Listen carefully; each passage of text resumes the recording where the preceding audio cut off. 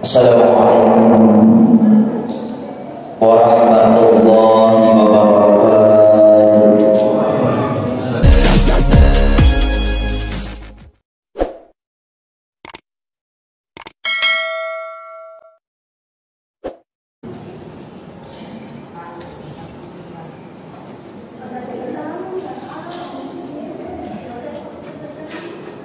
Alhamdulillah, alhamdulillahilladzi arsala rasulahu bil huda wa dinil haqq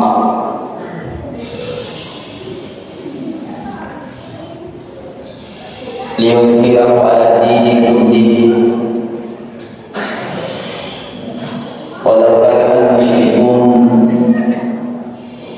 walau karihal munafiqun walau karihal kafirun. Asyhadu an la ilaha illallah wahdahu la syarika lah wa asyhadu anna Muhammadan abduhu wa rasuluh. Allahumma shalli ala sayyidina Muhammadin wa ala ali sayyidina Muhammad. Fa ya ayyuhal muslimun al-hadirun rahimakumullah, ittaqullaha haqqa tuqatih wa la tamutunna illa wa antum muslimun.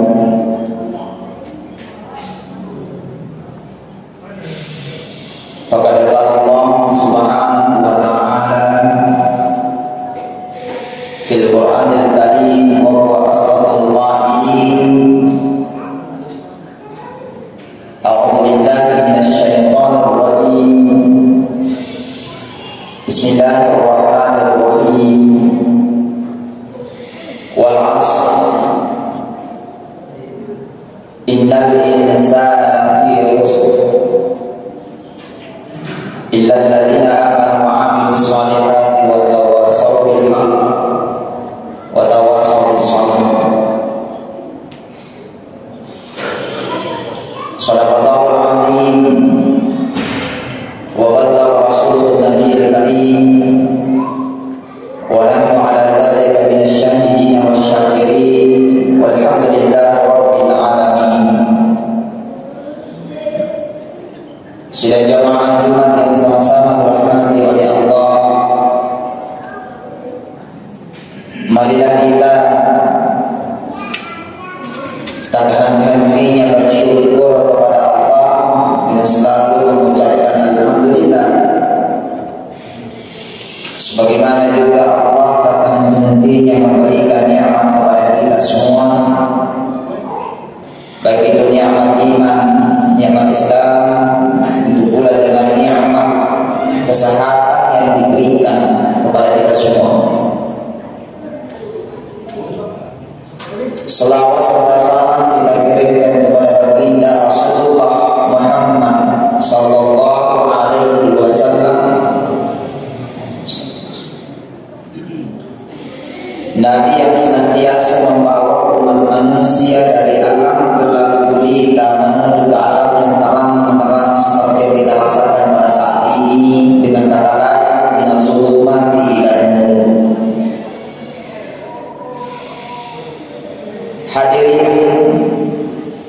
teman-teman lagi jemaah Jumat yang sama-sama dirahmati oleh Allah, pada kesempatan ini izinkanlah saya akan menyampaikan atau mengisi khutbah dengan tema menghargai waktu. Sebagaimana Allah sudah bersumpah dalam Al-Quran terkait dengan waktu. Allah berfirman, wal 'ashr, demi masa, demi waktu,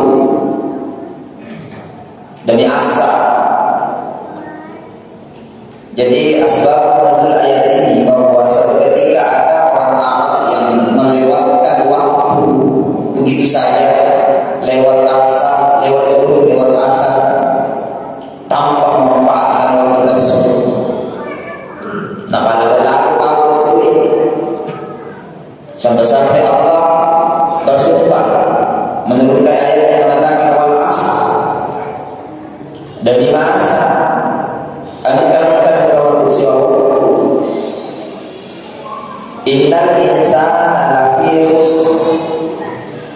Sesungguhnya manusia itu berada dalam kerugian. Rugi mana kalau tidak sebuah lamaan. Ada ulama mengatakan bahwa yang mana yang dimaksud dengan orang yang rugi. Orang yang rugi itu adalah orang yang memang tidak memanfaatkan waktu yang diberikan oleh Allah Subhanahu wa taala kepadanya. Nah, perlu kita pahami bersama bahwa waktu itu akan terus terjalan.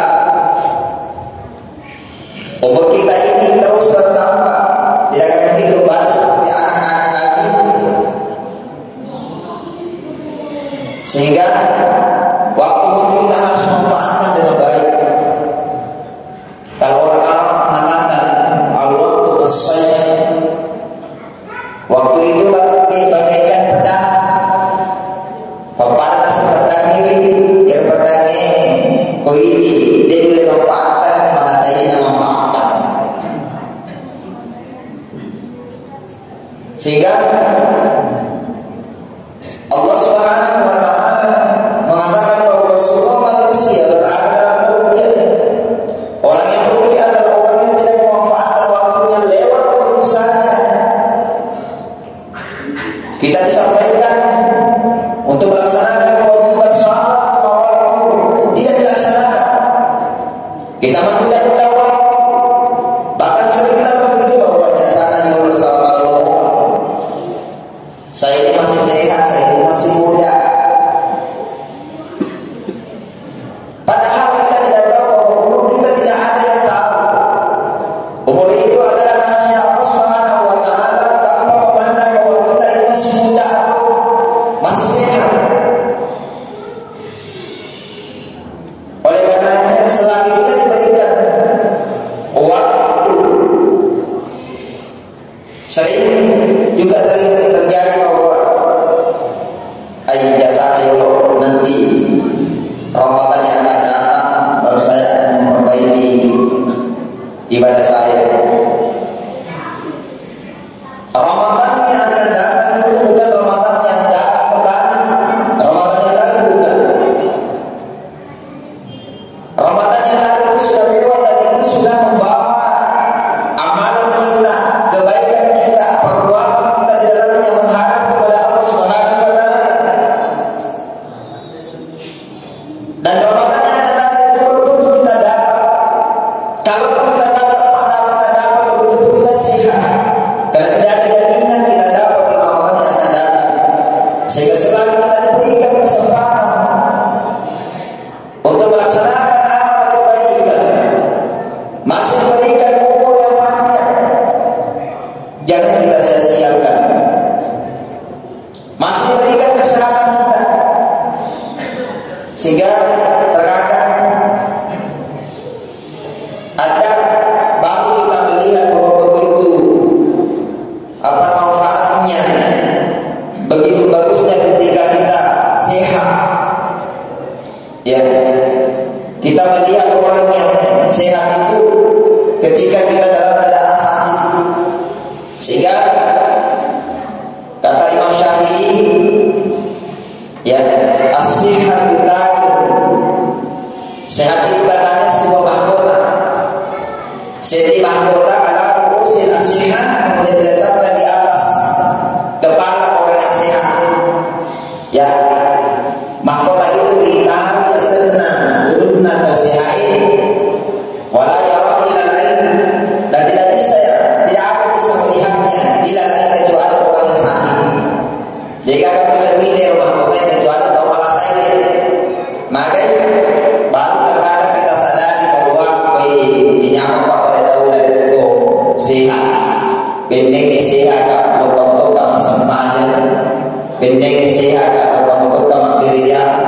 Padahal waktu dia sehat, waktu diberikan kesempatan oleh Allah Subhanahu wa taala, itu sudah menghiraukan semuanya.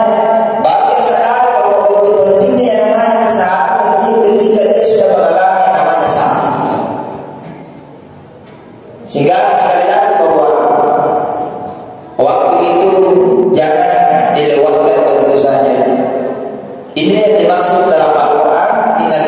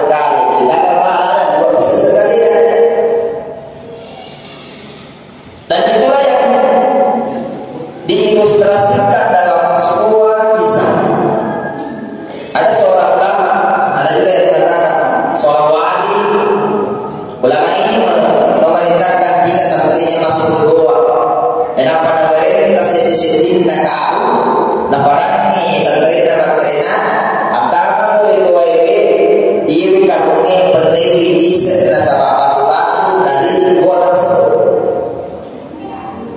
Ada santri yang baku, ada santri mengatakan biasanya guru tak suruhi pasti angka barangkah.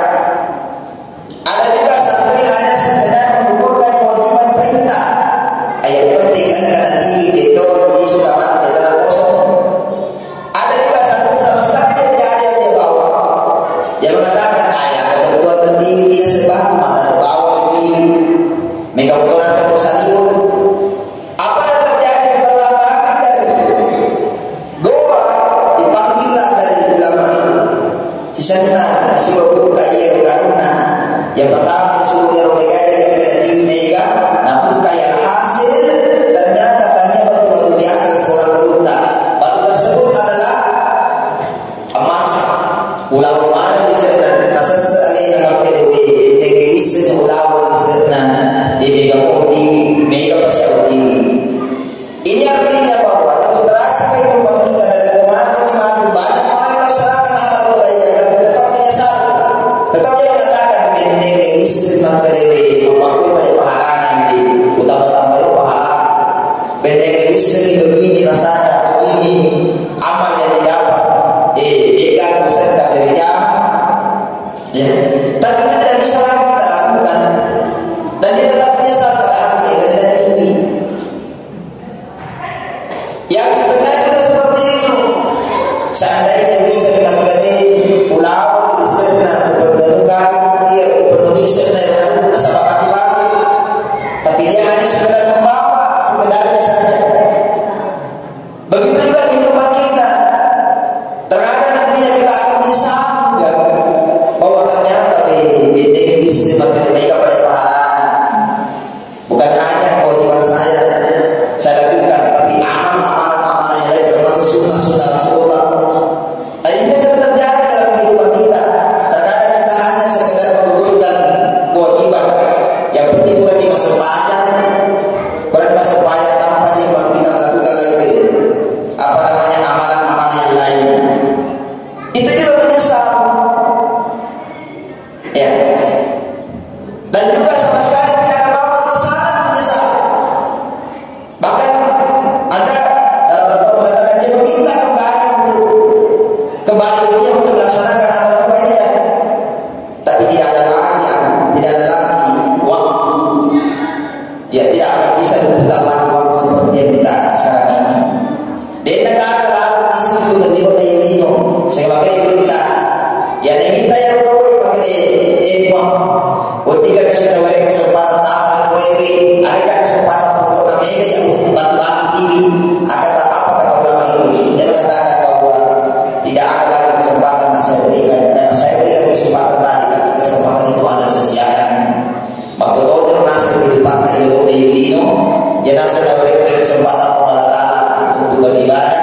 Nasroki dulu tak masa pajak, nasroki dulu tak apa namanya mapideci jadi gaulan, nasabah mati dari komandi itu tidak akan mungkin kembali untuk melaksanakan amal kebaikan seperti yang kita rasakan ini. Jadi orang yang melaksanakan kebaikan, wa amilus shalihat, orang yang melaksanakan amal saleh, itu dia tidak mudah. Kemudian watawasau bil haqq, berpesan-pesan masing-masing lokali kebenaran, ya, lokali al-muqaddimi, ya, siapa lokal mempilih, siapa lokal masa pajak, ya, kita saling mengingatkan dalam kebenaran, ya, sehingga tak perlu kita bahwa ketika kita mengajak orang untuk melakukan kebaikan, kalau orang itu tidak melakukannya, maka setidaknya yang mengajaknya itu sudah mendapatkan kebaikan. Aku apa namanya? Aku diajak kita ya reo kita untuk kita deci, dan kalau ia tahu dia dan kita deci, setidaknya ia tahu suami dan untuk deci.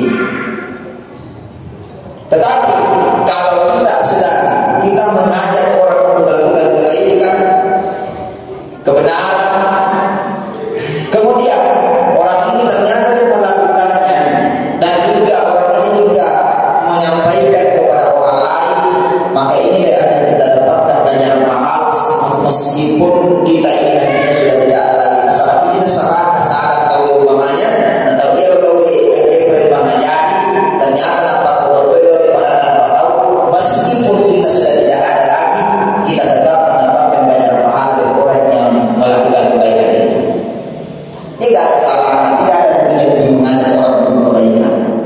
Nah, sampai yang DC ini barisan yang terbuka, ya DC sendiri dibuka, ya semua akan ceritanya apalagi dia. Maka DC ini selalu kita sebutkan masalah kamu disuruh di DC ini kamu tidak digauli. Maka dia ini tidak suruh kita sebaya dia ini kamu dia suruh ini kamu untuk digauli, kamu untuk digauli. Maka kebaikan itu kita selalu sebutkan. Kemudian dia terakhir bertawassul bis sabr, berpesan kepada dalam sabar, ya sabar kita boleh jadi, ya perintah Allah tidak akan mungkin kita lakukan kalau bukan kesabaran. Maka dari itu kesabaran itu terbagi tiga, ada disebut dengan as-sabr ala ta'ah, bersabar dalam ketaatan. Dalam arti bahwa sabar kita terhadap angkatan tasawuf Allah Taala, taat kita kepada Allah Subhanahu Wa Taala kita lakukan dengan sabar. Itulah disebut dengan as-sabr ala ta'ah. Kemudian ada pula disebut dengan as-sabr ala al-ma'siyah, bersabar dalam kemaksiatan. Terkadang kita melihat kemaksiatan di luar, tapi terkadang kita ingin juga melakukan seperti, tapi kita sabar menahan itu juga disebut dengan sabar. Kemudian as-sabr ala musibah, bersabar dalam musibah, terhadap musibah. Sabar ya melalui pencobaan Allah Taala. Kalau kita bersabar menghadapi cobaan, ya, sehingga kita selalu